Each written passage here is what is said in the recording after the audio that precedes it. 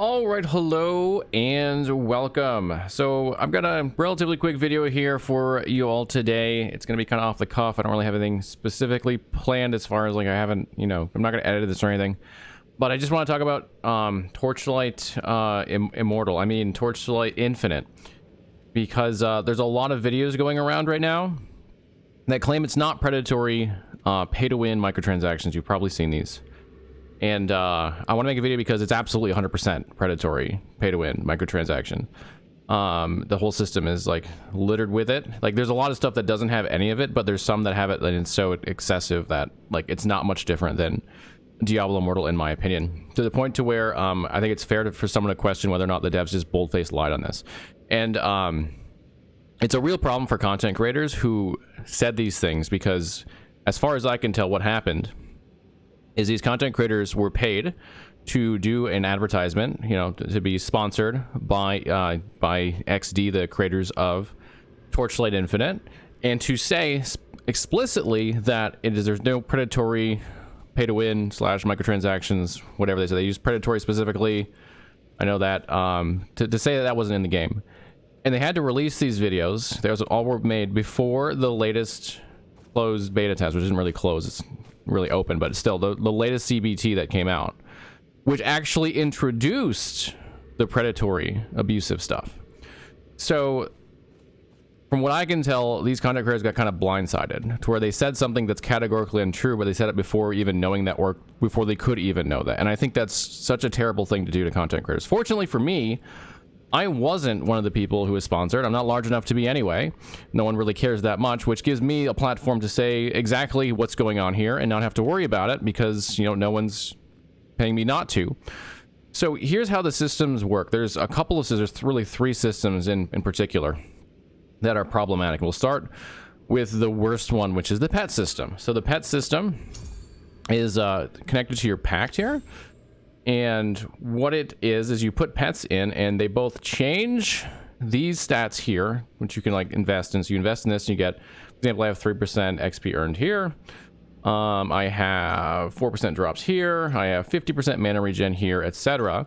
You put pets in and they can change these categories, but also as you upgrade these pets, they can upgrade the nodes that you invest in. So if I like take off the Explorer Otter here, let's just cancel that pact. You'll see that I have 10% damage here and 20% damage here, and mini damage as well, so on and so forth. If I put the otter back in, it gives me a new set of nodes. Mana regen, we've got maximum life over here, and you can go back and take the original ones too. You can switch, so like you can mix and match. There's a lot of power here. And the pets themselves can be upgraded by finding multiple versions of these pets. So as you get an upgrade reward, it improves the bonuses here. And you get up to, I think, 6 levels. So 1, 2, 3, 4, 5, 6 levels of this otter. So you can continue to upgrade them until you get all 6.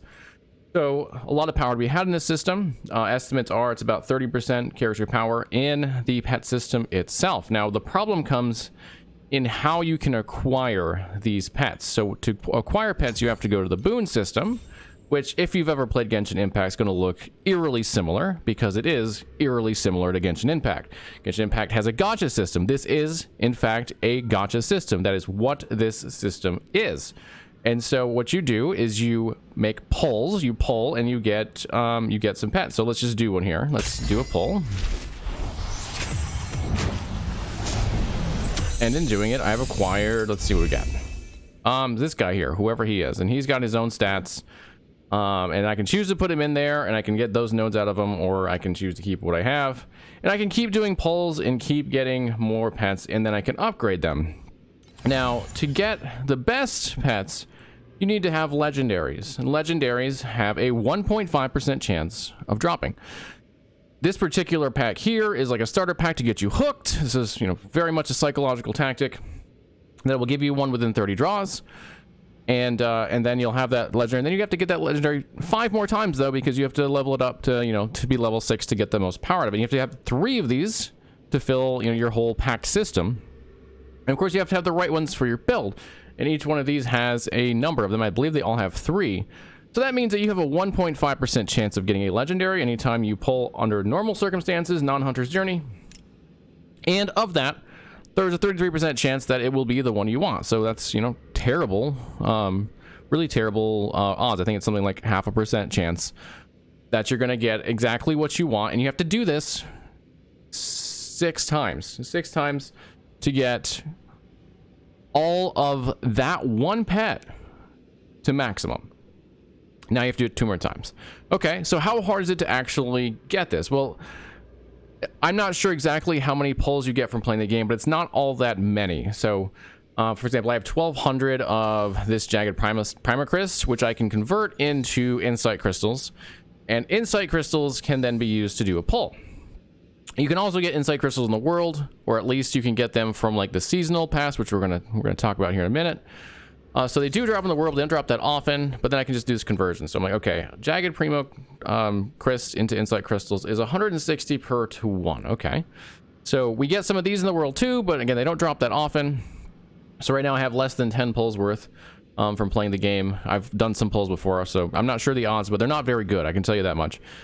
Now, if I don't want to wait to get this stuff by hand, which will take me a very, very, very, very long time to do, this might feel similar to gems in Diablo Immortal because it is. I can also use Primocris, or Primocris, I'm not really sure how to say this, and turn them into Jaggeds. So there's a 1-to-1 conversion here, and then use Jaggeds into our Insight Crystals. Now there's a 1-to-1 conversion, so what does that mean as far as cost? Because, lo and behold, Primocris are your premium currency. So you have to use Primocris to get additional outside of playing the game. So I need 160 Jaggeds for 1 single pull. So if I were to buy, for example, this one, now your first purchase, of course, gives you more because how else are they going to hook you? This is like the psychological abusive tendencies of these games is just mind-boggling to me. And what bothers me about this game is they told you they weren't going to do it, and then they just absolutely did it, 100% did it. So if we pulled this one, and we didn't have the one-time purchase, this would be less than 2 pulls for $5. Since we have it, we get a few more, but again, this is your first purchase. It's pretty meaningless given how many of these you'd actually need to buy to be, you know, to make an impact. So you can expect $5 gets you less than 2. This one gives you, let's see, 160 to 320. 640. So this gives you about 6 pulls right here. So $15, you can get 6 pulls. And remember, you have a 1.5% chance of getting any legendary. So that means for every 100 pulls, you'd get 1.5 legendaries on average. So this is a terrible conversion for you. Like these are not good numbers. This is definitely going to get you to spend a whole lot of money. And again, best estimates are like on the top end, you can spend about $30,000 just fully maxing out your pets, which is an insane number and exactly what we expected them not to do. Like all of their marketing was around this not being abusive and you know, not taking advantage of players, and you can get all your gear and all your stats from playing the game, and you can't get it from buying. That's not true. Clearly it's not true because there are stats right in these pets. That's what you want these pets for. They give you stats, and not just like rarity stats like increase your drops, but actual character stats like mana regen, extra damage taken, less damage taken. Like that's powerful. That's really powerful. -9% extra damage taken is a very powerful node. So if you have to improve these through the pet system, and you can only realistically do that by spending money, well, that's definitely not what they told us. And a lot of us were really excited about this game because all of their marketing was so adamant that it would not be Diablo Immortal and it would be so much different. And it turns out it's exactly like it, and it's unfortunate. So there are 2 other systems here that I want to talk about. That's the worst one by far, but there is more to it. So back to the boon system. This is also a new Shadow of Revenge. Gives you legendary traits. So you can pull legendary traits. There are a couple of issues with this system. So let's first, what is the traits? What are the traits? So you get hero traits in this game. Every class has a hero trait. Like this one has Ice Fire Fusion, which does a bunch of stuff that basically just means all your ice and fire are stronger. And then as you level up in that system, you get additional benefits that you can choose. So these all just further improve the power up to 80. But there are legendary versions of these that you can't get from leveling from this tree here. And that is where that pull system comes in, the boon, Shadow of Revenge. It gives you legendary traits. Now, these cannot be acquired in game at all. Unlike the pets, where technically you could someday get all of those if you just, farmed it up. Like, it'd probably take you 50 years or something, but you technically could. You need fantasy crystals for this. Fantasy crystals, well, okay, well, we just converted over our insight crystals, right? Like, that was easy. Insight crystals to jagged primo. Perfect. So we can still get those that way. Not the case here. So if you want fantasy crystals, you can only use Primocris. And again, Primocris are the ones you have to purchase and can only get from purchasing. As far as I can tell, these don't ever drop in the game anywhere through any means that doesn't require money. So this is purely pay to win. There is no other way to win on this system. It is only pay to win to get these. Now, the devs have said, hey, those are balanced so that they're not actually any better than the ones you have. Well, if that's truly the case, then no one's going to want them. It's not the case. I guarantee you it's not the case. What these are going to do is they're going to change play styles. And for some builds, they're going to be the meta option. They're going to be your top tier option. It's going to be a legendary version that you need to have. That's pay to win. There's no way around that. That's pay to win. If you need a top tier option that's through this system, and you can only acquire it through this system by paying real money, you can only pay to win in this system. This is a terrible system. It is so anti-player friendly. It is all about the money. So there's not a whole lot that I can do to defend them on this stuff, since they were so, like, the way they came out with their marketing was so strong in that we're not going to be like Immortal. And if they would have actually done that, the game itself feels good. Like, I like the game so far. They could have had an absolute hit on their hands, and ARPG fans could have been like, damn, this is how you do it. But instead, this is the opposite of how you do it. This is how you take advantage of your players. Now, another thing that they did that was this was definitely completely incorrect. Whether or not it was intentional or not, like, I'm not gonna like try to speculate about what's going on in the inner workings of XD, but I can tell you that they were very clear that there would be no seasonal, right? There'd be no seasonal track, there's no seasonal path, there's never been any premium season. Well, what's this? This is a season. It's exactly like the seasonal, like if you think about like a seasonal rewards you get in Fortnite, where there's a track that's a free one and a premium one. Well, here's your free one, and here's your premium one right here. So if we unlock the Ultimate Handbook, there you go. $15, you can have your Ultimate Season Pass reward.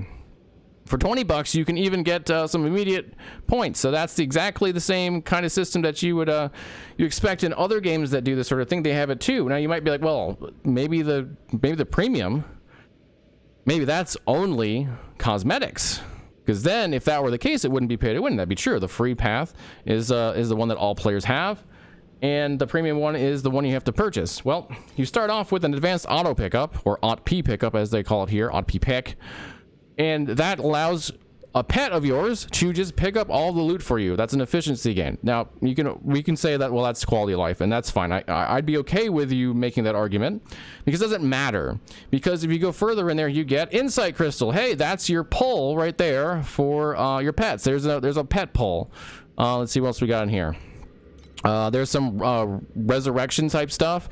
That is actually also for pet pulls. Yep, there you go. Pet pulls, I'm not even sure what. Well, regret points, that's the respect. That's pretty important. Maybe if you want to say quality of life like stash tabs, go for it, I guess, because you can't say it for this. You can't say it for this. This is very much pay to win. Like, you're going to get a huge benefit with your character, with your pets, by just investing in this system. You're $15 and then maxing it out. You get more than a free player does by a lot. Like, especially later on. Like, look how much stuff you get later. All that's the free tier, and that is the pay tier, and it's almost all pay tier at the end. So the whole game, the whole concept of this game, as far as XD was marketing it, was that you guys can actually get an ARPG that is both mobile and PC, that is not predatory, that will not have pay to win. And then they completely blew that out of the water and destroyed it in one closed beta test. And so if you're watching those YouTube videos, they're like, hey, not predatory. Just know that, as far as I can tell, those content creators did not know this was going to be in there when they made those. They were paid to make those. You say what you want about paid advertisement from a company that's in beta, but they were paid to make those, and they had every reason to believe that what they were saying was true. And I don't think it's their fault that they said those things, and I think XD owes them a massive apology for making them say that and then turning around and making the opposite true. And they need to do something about this system if they actually want to maintain any sort of, you know, reputation at this point, because this system is so far, in my opinion, from what they had said, and like their wording was pretty clear, that it's an L to me. Like, it's an L with the community. The community's not going to be okay with this. The ARPG community that wants games that don't have this stuff, and started to play this game or wanted to play this game because they said it, they were completely bamboozled. This system is everything that we had feared it would be. So that's all I have to say on that. I just want to put out my 2 cents on it, since there's a lot of videos out there again that are incorrect, that the content creators really had their hands tied on that. My hands aren't tied. So here's the truth of what's going on, so you all know. If you don't like pay to win, if you don't like pay for power, stay away from Torchlight Infinite, because it is very much all of those things. Thank you for watching. Have a good day playing whatever it is you are playing. If you do not mind pay to win, maybe you're playing Torchlight Infinite, that's fine, because like I said, the game is without that would have been great. But there's lots of other ARPGs out there that you should be playing instead of this if you don't like pay to win. All right, guys, that's it for me. Thanks again.